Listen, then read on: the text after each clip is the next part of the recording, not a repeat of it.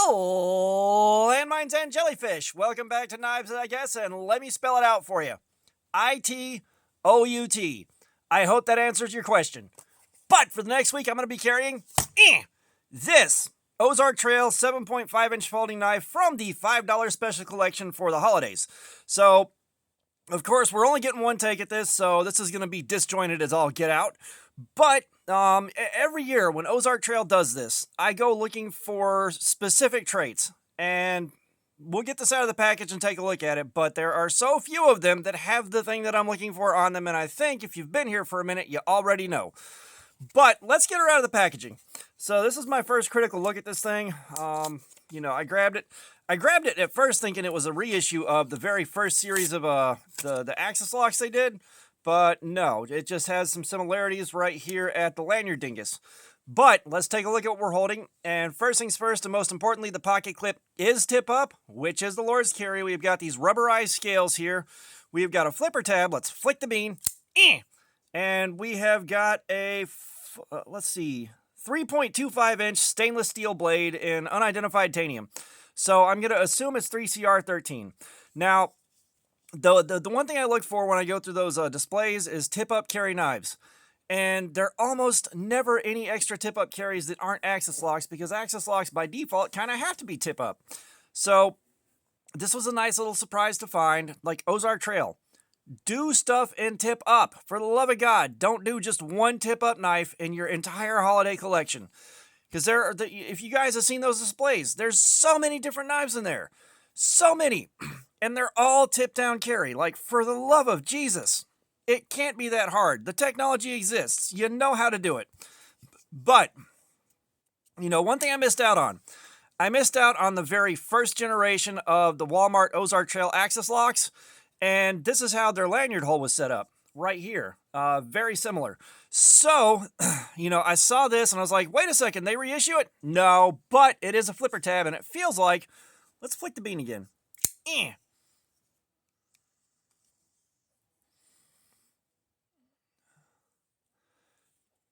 This might be on bearings. It's really hard to tell without getting a ton of light down in there. No, this is on nylon washers. So it's on nylon washers, but the action is pretty clean and it's still fairly smooth being on washers. It's not too shabby at all. I do like I like the grind on it. It's, again, the same hollow grind that's kind of endemic to Ozark Trail. It's on the Axis locks. It's on every other Ozark Trail I've messed with for a while now. But you got this mild hollow grind into a flat and a fairly soft transition into the flat, which I am starting to like this grind quite a bit. The more and more I carry it and do cardboard slayer on it, it's probably a very close second to a full flat grind for how well it cuts. This does seem to hold on to an edge pretty well.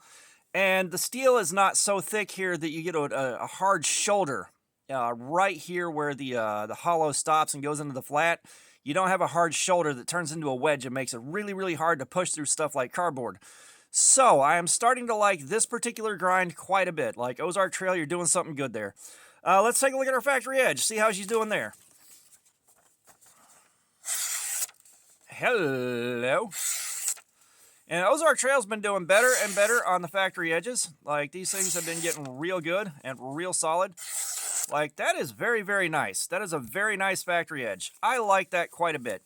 Let's get the tester out, which, again, that is thanks to you guys. I can't thank you enough for stuff like this. You guys have been supporting the channel and doing an amazing job helping me out and helping the channel grow. So, as always, thank you so much. Let's get our test clip loaded up. I dropped it. I dropped it back in the bag, you guys. I need to conglomerate my fecal matter. Okay. Let's arm the boy.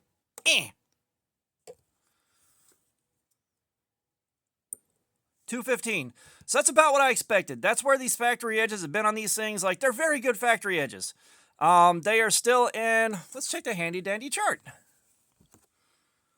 Like, they're right at the top of utility razor blade edges, going into high-end cutlery edges, according to the chart right here.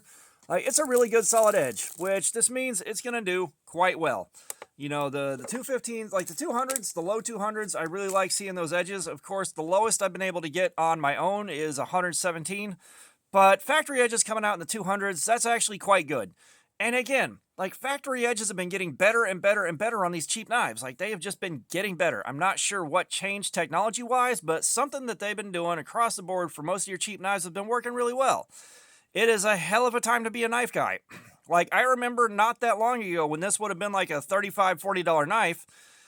Even with the cheap blade steel and the factory edge would have been garbage. And then going way back to like the earlier days of my playing around with knives time back in the 90s, you know, you get something like this, it's going to cost you a few bucks, you know, and you might be able to find something like this in the $20 to $30 range, but the steel would be even worse, and it would come out of the box factory dull and then go to stupid dull in no time.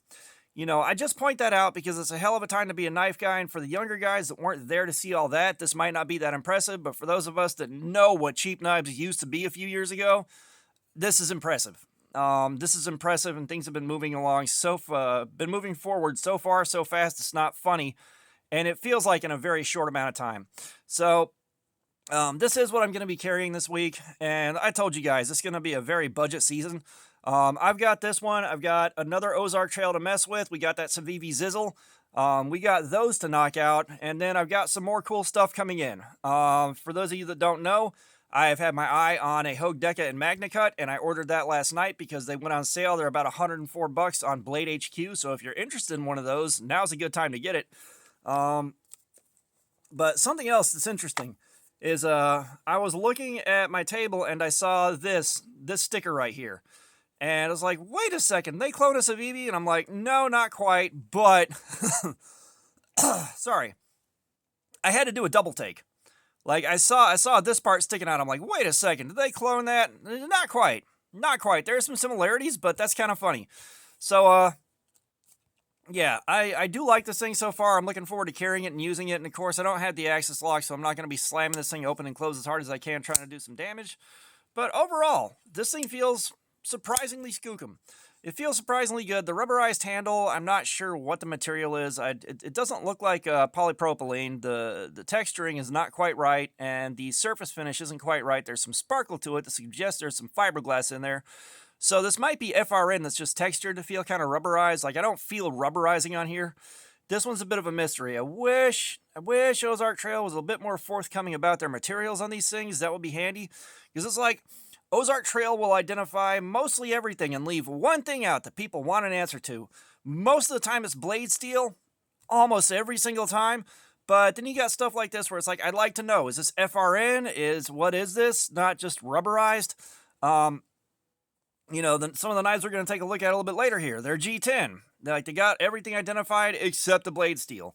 On the Stormpooper, they didn't identify that it was on bearings, alongside not identifying the blade steel. Like, Ozark Trail, you guys are a confusing mess as far as materials identification. Please fix it. Fix that and put names on your knives so they're easier to help people find. I just want those two things out of you. I'll be happy.